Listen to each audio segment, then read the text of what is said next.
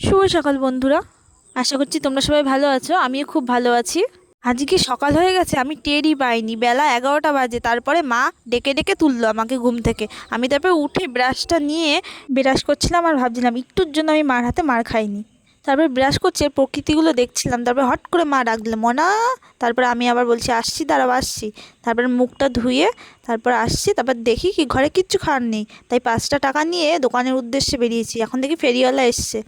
তারপরে যাচ্ছিলাম যাচ্ছিলাম, এবার দেখি আমার ভাইও বায়না ধরা শুরু করেছে, দিদি আমিও যাব দোকানে, আমাকে খাবার কিনে দিতে হবে।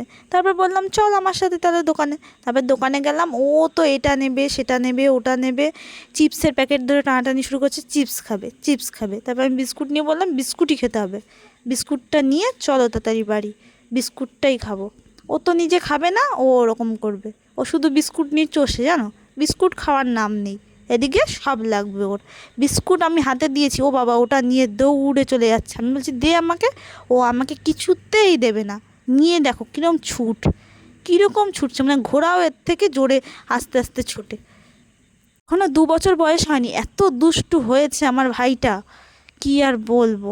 আর আমাকে যা মারে, মার মনে হয় একটুও নিচে পড়ে না। দেখো বন্ধুরা, বিস্কুটটাও কিছুতেই দিচ্ছিল না, তবে হাত দিয়ে কেড়ে বিস্কুটটা খুলে একটা বিস্কুট দিয়েছি, ওর চাটছে বিস্কুটটা নিয়ে। খাবে তো না, ওটা চাটবে, লাস্টে আমাকে দিয়ে দিয়েছিল, খেয়ে নিয়েছিলাম আমি। তারপরে মা আমাকে ভাত দিয়ে দিয়েছিল, আলু সিদ্ধ আর মাছ ভাজা, সেটা আমি খেয়েছি।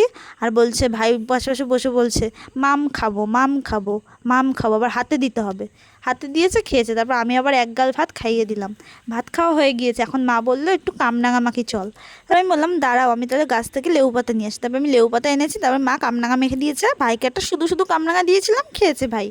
তারপরে সবাই মিলে কামরাঙা খেয়েছিলাম, জানো, আমরা বসে কামরাঙা গল্প করছিলাম আর খাচ্ছিলাম। আর মাও সুন্দর করে মেখে দিয়েছিল, এত টেস্টি হয়েছিল কামরাঙাটা, কি বলবো।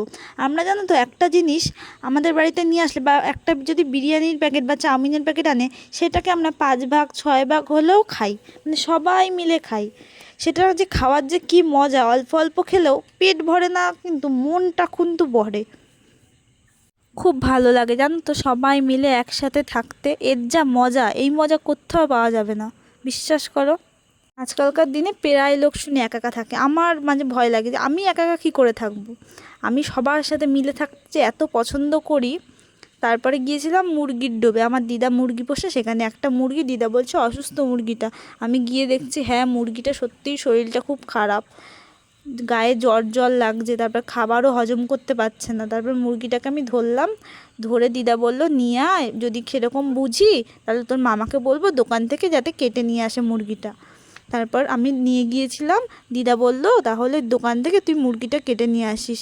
আমি হাতে নিয়ে মুরগিটাকে আদর করছিলাম। আমার জানো তো অনেক কটা মুরগি ছিল, দেশি মুরগি, সব যেন মরে গিয়েছে। হয়তো কেউ বিষ দিয়েছে বা মরেও গিয়েছে রোগ লেগে। আমাদের এখানে লোক জানো তো এত বদমাশ, কেউ জানে না, কিন্তু তাও ওরা লোকের ক্ষতি করতে এত ভালোবাসে, কি আর বলবো। অনেক মুরগি ছিল, 8টা 9টা দেশি মুরগি ছিল, ডিম পাড়তো। কি করে যে মরে গেল আমরাও বুঝতে পারিনি। তারপর বিকালে গিয়েছিলাম আমার বোনের জন্মদিনে, ওখানে বিরিয়ানি খাইয়েছি।